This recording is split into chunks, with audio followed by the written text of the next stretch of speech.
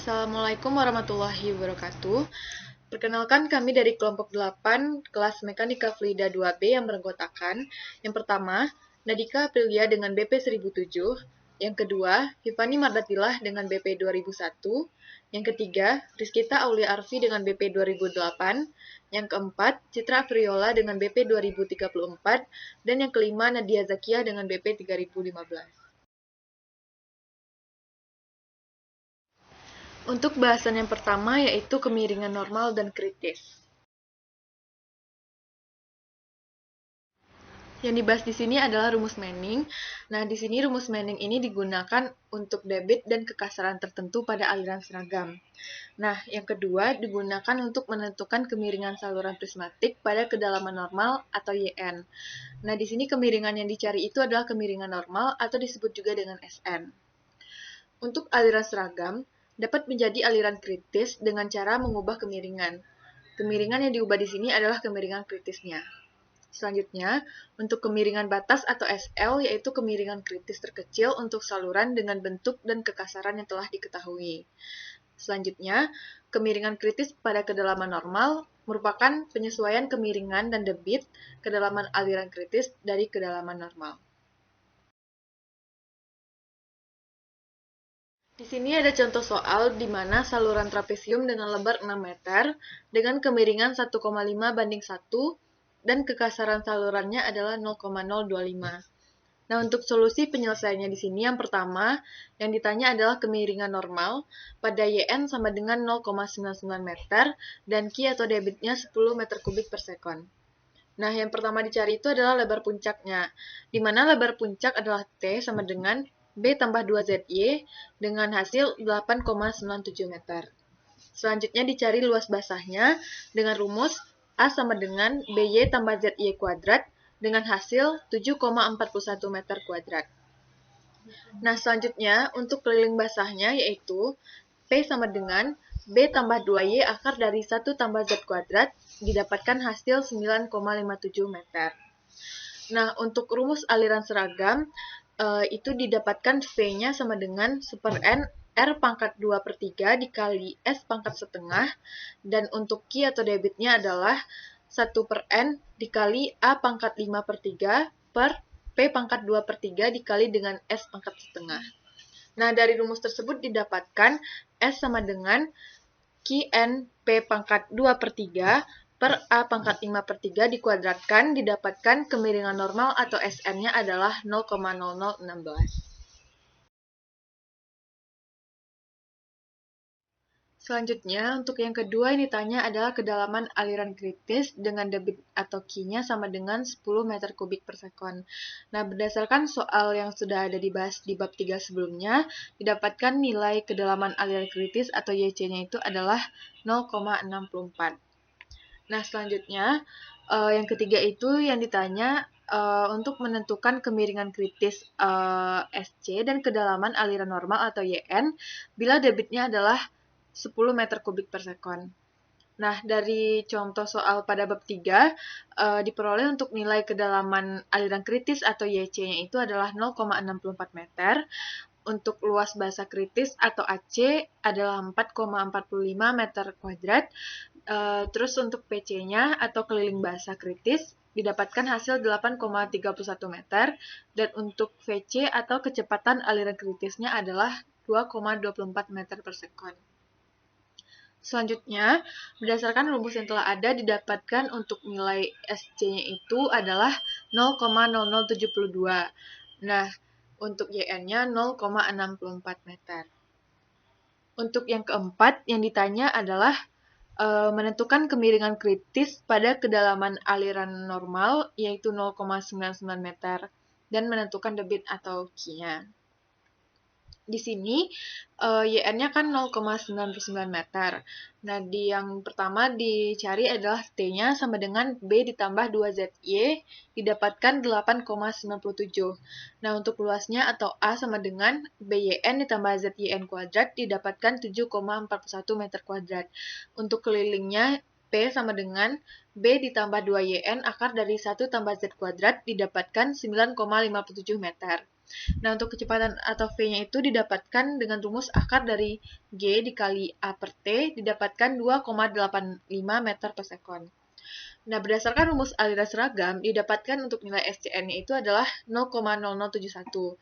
Sedangkan untuk Q atau debitnya itu diperoleh dengan rumus V dikali A, di mana nilai V-nya adalah 2,85 meter per sekon, dikali dengan A-nya adalah 7,41 meter kuadrat, didapatkan nilai debit atau Q-nya sama dengan 21,09 meter kubik per sekon. Untuk bahasan yang kedua yaitu saluran tahan erosi. Untuk saluran tahan erosi, yang dibahas yang pertama, untuk tahan erosi disebut dengan saluran yang diberi lapisan yang dapat menahan erosi dengan baik. Nah, sementara untuk PK erosi disebut dengan saluran tanpa lapisan. Di sini ada hal yang perlu diperhatikan dalam merencanakan saluran tahan erosi.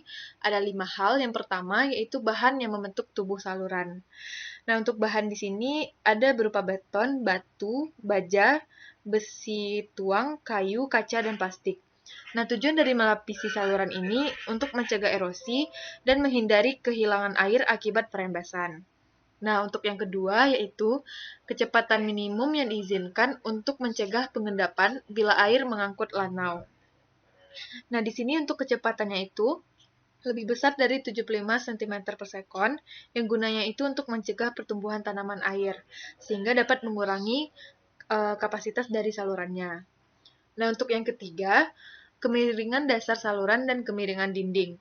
Di sini untuk kemiringan dasar saluran dan kemiringan dinding ini tergantung kepada keadaan topografinya dan tinggi energi yang diperlukan untuk mengalirkan air.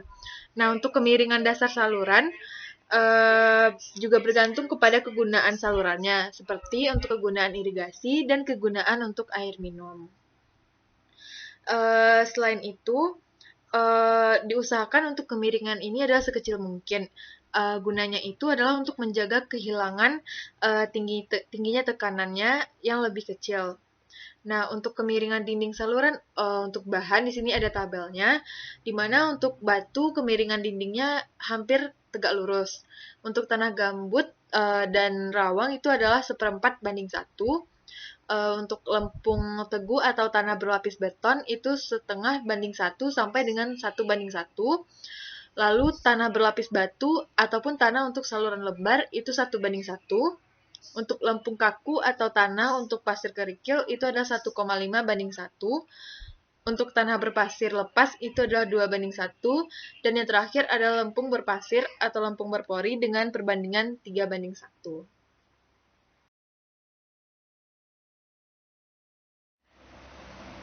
Yang keempat adalah tinggi bebas atau jagaan, disebut juga dengan freeboard.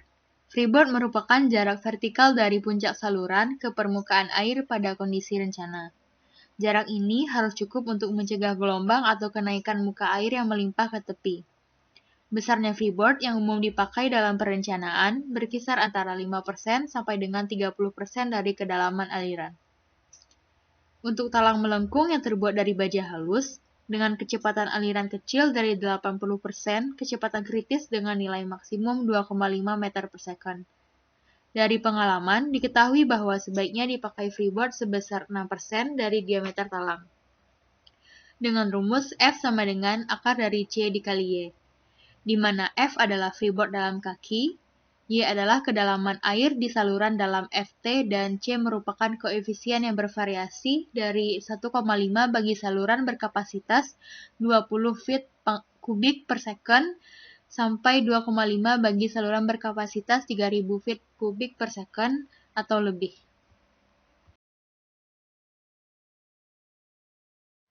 Kemudian yang kelima, penampang hidrolik terbalik atau disebut dengan the best hydraulic section.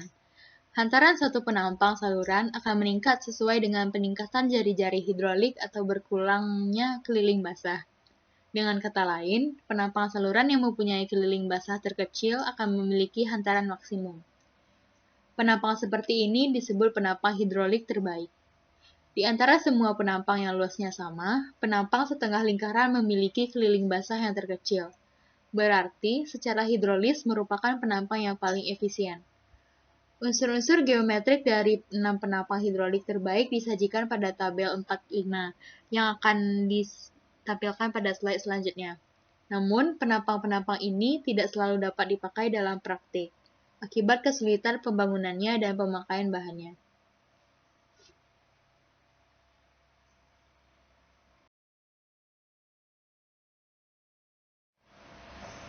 Penentuan ukuran-ukuran penampang untuk saluran tahan erosi meliputi langkah-langkah sebagai berikut. Yang pertama, kumpulkan semua keterangan, taksir N, dan pilih S. Yang kedua, hitung faktor penampang AR pangkat 2 per 3 dengan rumus AR pangkat 2 per 3 sama dengan N kali Q per akar S. Dan yang ketiga, bila penampang hidrolik terbaik diperlukan, langsung masukkan nilai-nilai AR yang diperoleh dari tabel 45 ke persamaan di atas, dan hitunglah kedalamannya. Yang keempat, periksa kecepatan minimum yang diizinkan bila air mengandung lanau. Dan yang terakhir, tambahkan freeboard seperlunya terhadap kedalaman penampang saluran.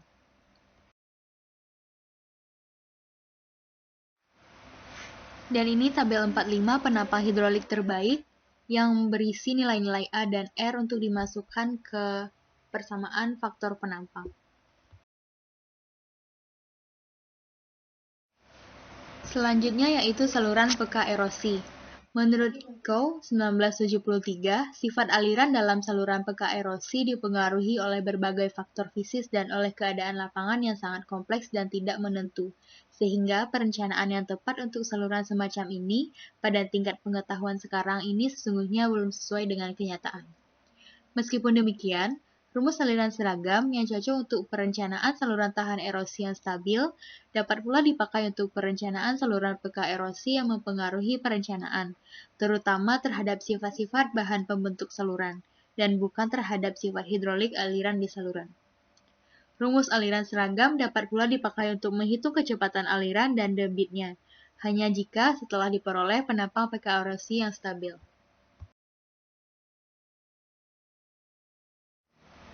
Dua buah metode pendekatan untuk perencanaan saluran peka erosi adalah yang pertama, metode kecepatan yang diizinkan, dan yang kedua yaitu metode gaya tarik.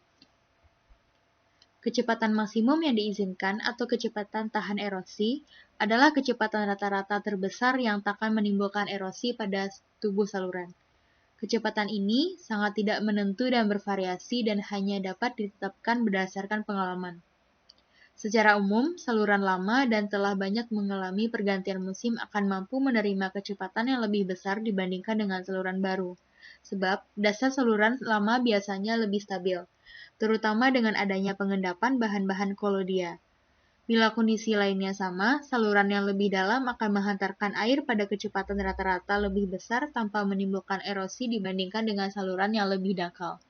Hal ini mungkin akibat gerusan oleh kecepatan di dasar. Kecepatan maksimum yang diizinkan untuk saluran yang lurus dan telah sering mengalami pergantian musim yang kemiringannya kecil dan kedalaman aliran lebih kecil dari 0,9 meter ditunjukkan oleh tabel berikut. Berdasarkan batasan kecepatan maksimum yang diizinkan, maka prosedur perencanaan penampang saluran yang dimisalkan berbentuk trapesium terdiri dari langkah-langkah sebagai berikut.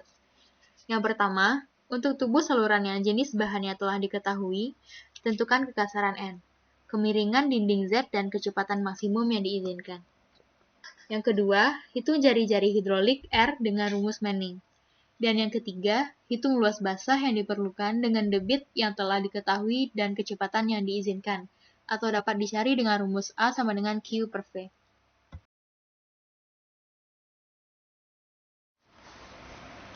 Yang keempat, hitung keliling basah atau dapat dicari dengan rumus P sama dengan A per N. Yang kelima, dari A dan P, cari B dan Y. Dan yang terakhir, tambahkan freeboard seperlunya dan sempurnakan ukuran penampang agar praktis.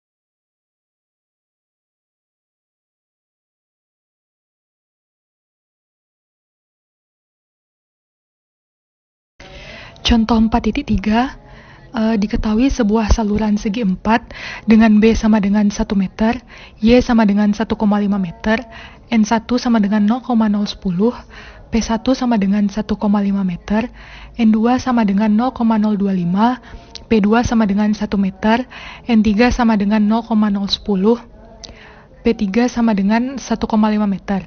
Penyelesaiannya, yang pertama itu N ekuivalen berdasarkan rumus Horton tahun 1993 dan Einstein 1934, di mana N sama dengan P1 dikali N1 pangkat 1,5 ditambah P2 dikali N2 pangkat 1,5 ditambah P3 dikali N3 pangkat 1,5 dibagi P1 ditambah P2 ditambah P3 di pangkat I sama dengan 0,015. Yang kedua, N ekuivalen berdasarkan rumus Pavlovsky 1931, Muhlover tahun 1933, dan Einstein tahun 1950, di mana N sama dengan P1 dikali N1 pangkat 2 ditambah P2 dikali N2 pangkat 2 dan ditambah P3 dikali N3 pangkat 2 dibagi P1 ditambah P2 ditambah P3 pangkat setengah sama dengan 0,015.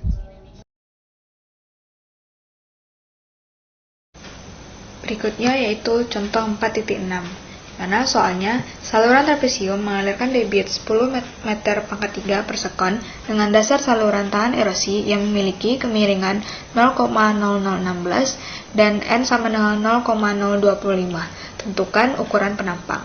Untuk penyelesaiannya yaitu T sama dengan B tambah 2ZY, untuk A sama dengan BY tambah ZY kuadrat, dan P sama dengan B tambah 2Y akar 1 tambah Z kuadrat. Nah, faktor penampang aliran seragam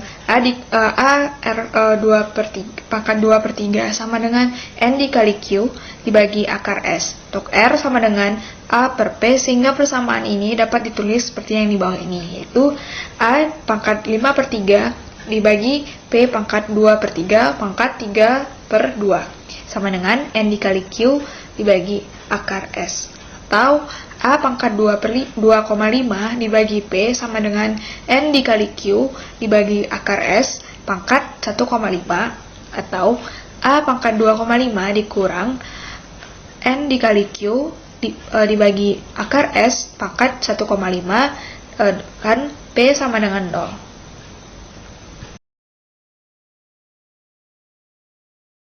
Kemudian, masukkan semua persamaan yang diketahui ke persamaan ini sehingga diperoleh FY sama dengan BY tambah ZY kuadrat pangkat 2,5 dikurang 0,025 dikali 10 dibagi akar 0,0016 pangkat 1,5 kali B tambah 2Y akar 1 tambah Z kuadrat, sehingga FY sama dengan BY tambah ZY kuadrat pangkat 2,5 dikurang 15,625 kali B tambah 2Y akar 1 tambah Z kuadrat, sehingga didapatkan FY sama dengan A 2,5 dikurang 15,625P. Diferensiasi pertama, FY terhadap Y adalah F aksen Y sama dengan 2,5 dikali BY tambah ZY kuadrat pangkat 1,5 kali B tambah 2ZY dikurang 31,25 kali akar 1 tambah Z kuadrat, sehingga F aksen Y sama dengan 2,5 A pangkat 1,5 T dikurang 31,25 kali akar 1 tambah Z kuadrat. Misalkan B sama dengan 6 M dan Z sama dengan 1,5, maka persamaan di atas dapat diselesaikan. Nah, metode Newton-Raphson yaitu pada tabel itu Q sama dengan 10, N 0,25, S 0,0016, B 6, Z 1,5, G sama dengan 15,625. Sehingga pada tabel menggunakan iterasi yang pertama yaitu Y1 0,5, T sama dengan 7,50, A 3,38, P 7,8, FY1 100,99, F aksen Y kuadrat 59,92, Y kuadrat 2,185502, sehingga Y1 kurang Y2 kurang Y1 1,686. Begitu seterusnya untuk literasi 3 hingga 7 yang dapat dilihat pada PPT. Dari tabel tersebut diperoleh kedalaman aliran Y sama dengan 0,99 m. Nah, Q sama dengan pertama Q sama dengan 0,5 m pangkat 3 per S, dan C-nya sama dengan 1,5, dan Q sama dengan 85 m pangkat 3 per S, C-nya 2,5, dan Q sama dengan 10 m pangkat 3 per S. Untuk C dilakukan dengan linear. Koefisien Freeborn-nya yaitu C sama dengan 10 kurang 0,5 dibagi 85 dikurang 0,5 dikali C 2,5 dikurang 1,5 ditambah 1,5 sehingga dapatkan hasil 1,61. Tinggi Freeborn-nya yaitu F sama dengan 30% kali Y, dimana F sama dengan 0,30 untuk Y yang digunakan yaitu 0,99 sehingga didapatkan hasil 0,30 m.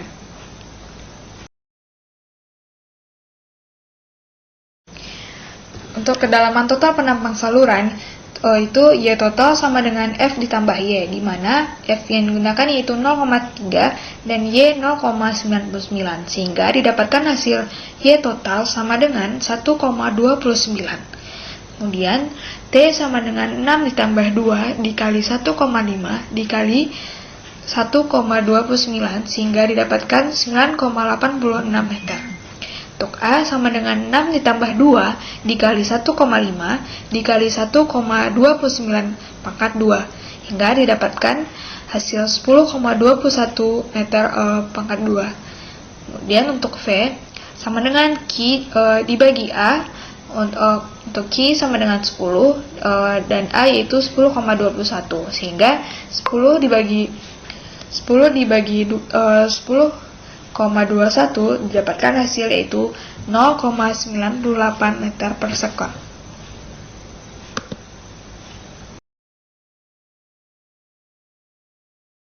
Ini jika menggunakan penampang hidrolik terbalik. A sama dengan akar 3Y kuadrat, R sama dengan 0,5Y.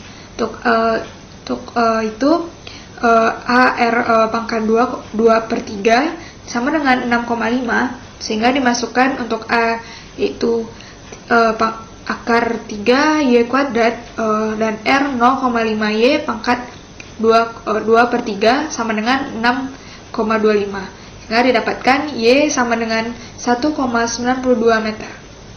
F sama dengan 30% dikali Y sehingga F sama dengan 0,30 dikali 1,92 dapatkan F sama dengan 0,58 meter.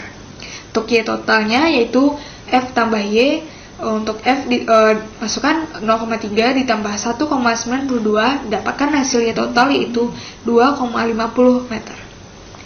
Untuk B-nya itu 2 dibagi 3 dikali akar 3 dikali 2,50 didapatkan 2,89 M.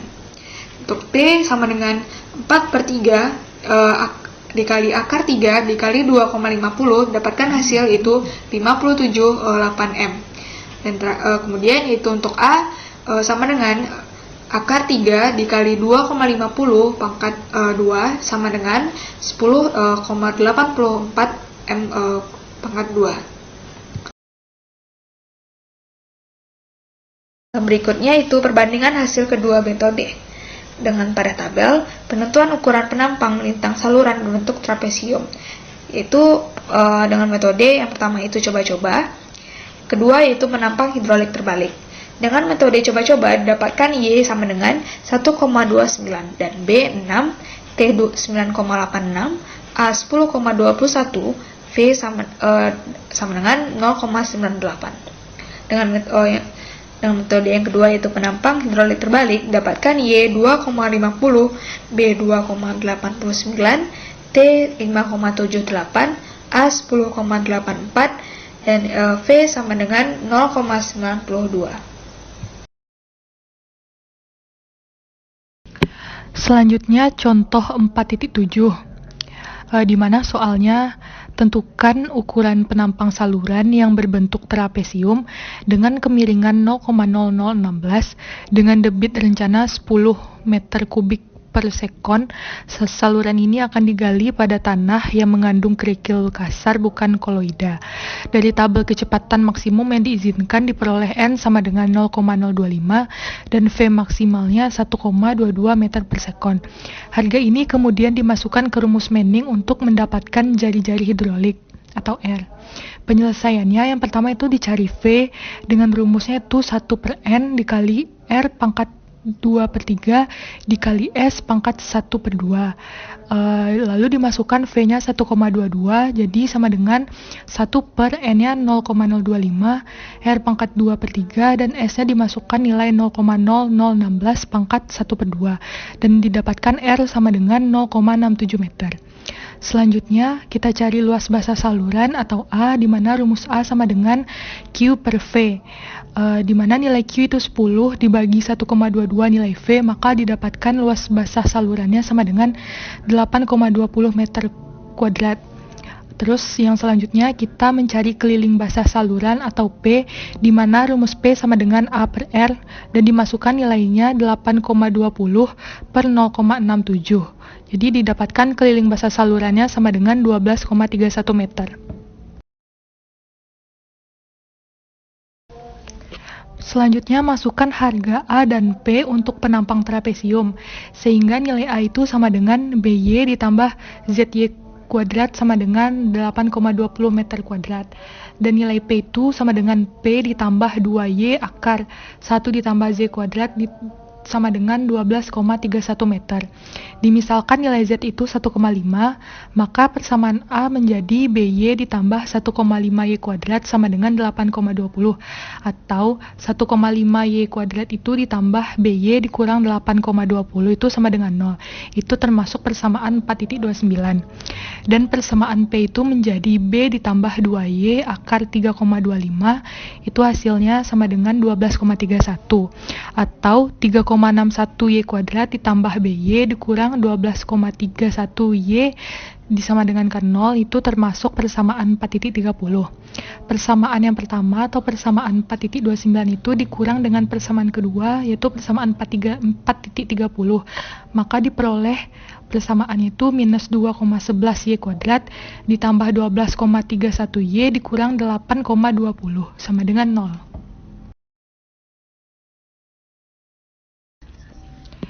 Jadi persamaan P itu menjadi B ditambah 2Y akar 3,25 itu didapatkan hasil 12,31, atau 3,61Y kuadrat ditambah BY dikurang 12,31Y sama dengan 0. Itu merupakan persamaan 4.30.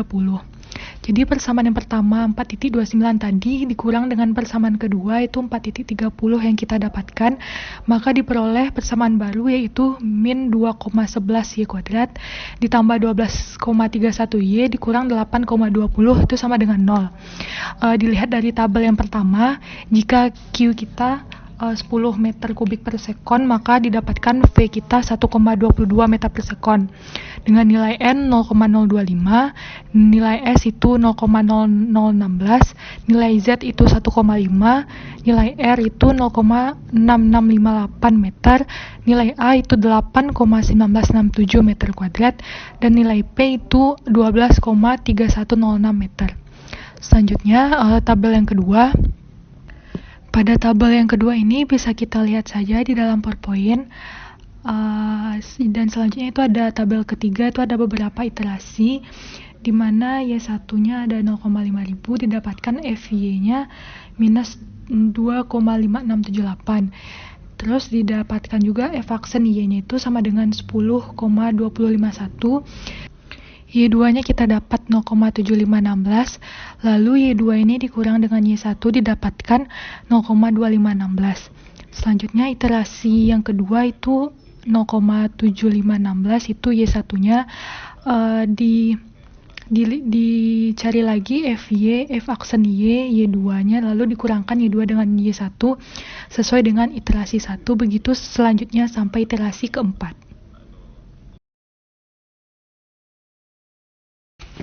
Dari tabel yang sudah dijelaskan pada slide sebelumnya tadi itu dapat dilihat bahwa kedalaman aliran atau Y itu sama dengan 0,77 meter. Selanjutnya nilai ini akan disubstitusikan ke persamaan A atau P. Misalkan kita pilih persamaan A. Maka B itu dikali 0,77 ditambah 1,5 dikali 0,77 pangkat 2, di mana hasilnya itu ada 8,20 meter kuadrat. Nilai B itu ada 9,55 meter, jadi lebar dasar saluran itu adalah 9,55 meter. Tinggi freeboard itu F sama dengan rumusnya itu 30% Y, di mana 30% itu sama dengan 0,30 dan nilai Y itu 0,77, maka didapatkan nilai F atau tinggi freeboardnya itu 0,23 meter. Sehingga kedalaman total penampang saluran itu dicari Y totalnya sama dengan F ditambah Y. Nilai F itu 0,23 yang sudah kita dapatkan tadi ditambah Y itu 0,77. Jadi Y totalnya itu 1 meter. Untuk lebar dasar penampang saluran atau B itu sama dengan 9,55. Lebar puncak penampang saluran itu T sama dengan 9,55 ditambah 2 dikali 1,5 dikali 1. Itu didapatkan hasilnya 11,85 meter. Jadi luas penampang saluran itu A sama dengan 9,55 dikali 1,00 ditambah 1,5 dikali 1,00 dipangkatkan 2. Jadi hasil dari luas penampang saluran itu 8,20 meter kuadrat.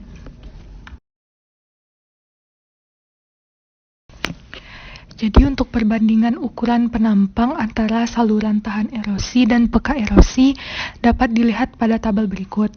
Jadi pada tabel ini itu merupakan penentuan ukuran penampang melintang saluran berbentuk trapesium, di mana saluran pertama itu tahan erosi coba-coba dengan nilai Y-nya itu 1,29 meter, nilai B itu 6 meter, nilai T itu 9,86 meter, dan nilai A itu 10,21 meter kuadrat.